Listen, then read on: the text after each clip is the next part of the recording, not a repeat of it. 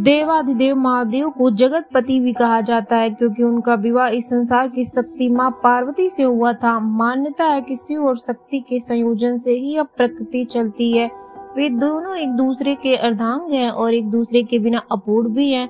जहाँ एक तरफ शिव अनादि के सृजन करता है, वहीं शक्ति प्रकृति का मूल स्वरूप। माता पार्वती हिमावन राज की पुत्री है, जिसके अनुसार उन्हें शैल पुत्री भी कहा जाता है। वहीं सनातन धर्म के अनुयायी ये भी मानते हैं कि देवी गंगा का अवतरण भी हिमालय से हुआ था, जिस अनुसार वे भी पार्वती जी की बहन लगती हैं। एक कथा के अनुसार इन दोनों बहनों में शिव जी को लेकर इतना विवाद बढ़ गया था कि बात संभालने नहीं संभल रही थी। आइए जाते हैं माता पार्वती और गंगा जी की विवाह की रोचक कथा के बारे में। एक बार शिव जी अपने परम निवास कैलाश पर ध्यानवस्थ बैठे थे, साथ ही में माता पार्वती भी ध्यान में मग्न थी। शिव और शक्ति का यह सुंदर स्वरूप एक साथ बहुत सुंदर लग रहा था। एक तरफ जहाँ महादेव और महादेवी ध्यान मग्न थे, वहीं शिव जी के परम भक्त नंदी थे, अपने प्रभु और माता की शोभा को निहार रहे थे। दोनों का यह सुंदर स्वरूप देख नंदी जी के नेत्रों से आंसू बहने लगे।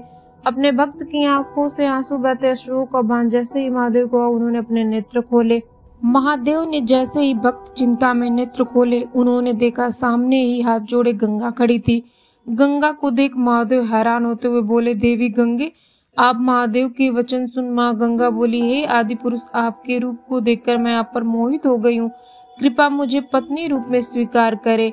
ये जैसे ही स्वर माता पार्वती के कानों में पड़े, वो हैरान रह गई।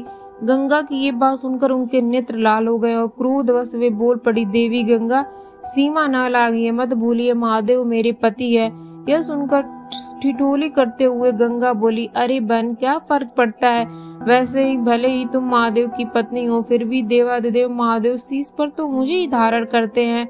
जहाँ कहीं महादेव के साथ तुम नहीं जा सकती, मैं तो वहां भी पहुंच जाती हूँ। गंगा की ये बात सुनकर ही माता पार्वती क्रोध का ठिकाना न रहा। उनका क्रोध से मुख भयंकर हो गया।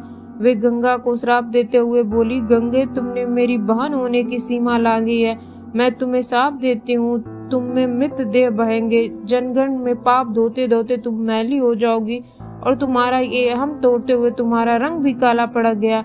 गंगा यह सुनते ही महादेव और महादेवी के चरणों में गिर गई। वो अपनी भूल समझ गई और तब महादेव और पार्वती से क्षमा याचना की। तब महादेव ने कहा, हे गंगे, यह शाप तो अब फलित होकर रहेगा, पर तुम्हारे पश्चाताप से प्रसन्न होकर हम तुम्हारे शाप से मुक्ति देंगे।